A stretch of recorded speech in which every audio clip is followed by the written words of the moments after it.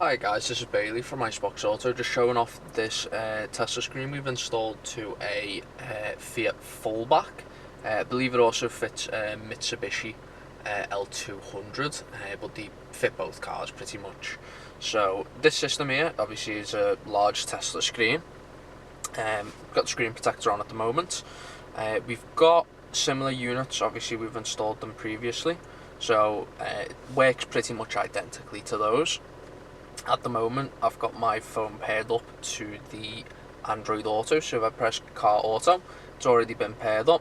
Let me go back to the home screen. There you go. So this is basically just sharing the data from my phone. It's all connected up via Bluetooth, so it already knows certain things from my Google Maps. It works with the steering wheel controls, so there's your volume. Skip forwards and backwards should also be working. There we go. Just pause that. Obviously my phone book and stuff will all be working. Go back. We've got Spotify. If you say OK Google, take me home, that should work. It's the signal around here. I'm sure we've complained about it previously, but if you look down here, I've got 5G with 1 bar, so it's internet dependent pretty much. If we go back here, you've got your AC controls, which are controlled from this little menu here. So if I up the fan speed, there we go, that'll bring these on. Lower it, there we go. Don't want to get too warm. Also, it's loud. But you've also got your standard heated windscreen, rear heated windscreen, your circulation, your temperatures and whatnot, your seat directions and so on and so forth. It's pretty similar to the other stuff we've done. Got your hazard buttons and stuff down here. You've got a little reset pin hole. If the unit ever gets stuck or freezes, just put a pin in that and it should reset the system. Going across, at the moment it's not connected to our internet in the office, so what I'll do is I'll switch this on, and what this will do is this will hopefully be able to connect to our unit, but it'll also switch the Android Auto off because you can't have both connected at the same time. But with the internet on, if I go to navigation for instance, we don't have anything set at the moment, but there we go, I've done that now. If I press navigation, it should boot Google Maps up. There we go.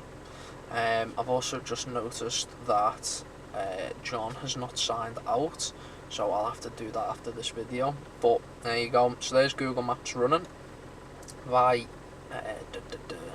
show you this, so if you tap that there, you got long press. Oh, I wonder if it's doing it because split top. There we go. And then there's the music player, something like that. Obviously, we've also installed a DAB radio as well as a reverse camera to this. So this is just a built-in music player which is accessed through the USB we install into the glove box. There'll only be one available at the moment. Usually you have two, but one of them is being used up by the digital radio module. So if I go back to the home screen, and this little button here with the 4 leaves on takes us to the apps that have been installed to the unit. So at the top you've got your FM radio, that's the music player. There's the film player, so if you put a USB with music or films on, if you do it that way, that's where you'd access them from. Car Auto, Android Auto, that's your Apple phone, that's your Android phone. Bluetooth is for the Android operating system's own Bluetooth, because there's 2 ways to use this unit. The first way is where you pair up to the Android Auto or the Apple CarPlay and you use it through that, so that just uses your phone's data and shares all the information across and works exactly like your phone. The other way to use it is where you either connect it to your phone's hotspot or you put a SIM card into the unit and you use it separately, where you install the application directly to the system, which is a faster way of doing it, but it requires you to set it up to do that pretty much. BT Music is what I've just said with the Android Bluetooth. DSP is the equalizer on the system, so I think there won't be any music playing because I've disconnected from the Android Auto, but you'd have options to configure the audio. It'll go louder than it used to as well, so just be careful with that. But yeah, you've got a bunch of stuff to mess around with anyway. So like field settings, and I don't even know what the majority of this stuff does, but it's all there. What I'll do is I'll just delete all of these apps real quick. Go back to the apps. So what else have we got? We've also got the Dab Dream application, which is the module we install. At the moment, it's not a module we've got on the windscreen because the customer's also got a adapter to link it to the original Dab antenna, which obviously works better than having an antenna stuck on your windscreen. It just looks nicer, and also yeah, generally the original antennas are better, especially if you have something like a heated front windscreen. That can sometimes block the signals. We've had that in the past. So if you have DAB originally, it's worth investing into the FIAT OEM DAB adapter just to keep your windscreen clear pretty much. But there you go, there's your digital radio. You can get the icons for it, we've just not done that at the moment. And then you have bookmarks to show which ones are all saved. So if I wanted to save a station, I just tap and hold there and it'll save it. And yeah, the DAB's pretty self-explanatory, just works exactly how you'd expect it. Going back on, what else have we got? We've got just Chrome and Google, they're just browsers. The Play Store is where you download applications to the unit, so I press on this now. Skip that. So yeah, there's the Google Play Store. If you want to install something to the unit, you just do it through this. Obviously requires an internet connection, so that's the only caveat with these units, is that you do generally need some form of internet, either from your mobile hotspot, from a SIM card, which is in a dongle in the glove box, or if you're going to use the Android Auto or the CarPlay, it'll just share your phone's data. But yeah, generally pretty phone dependent.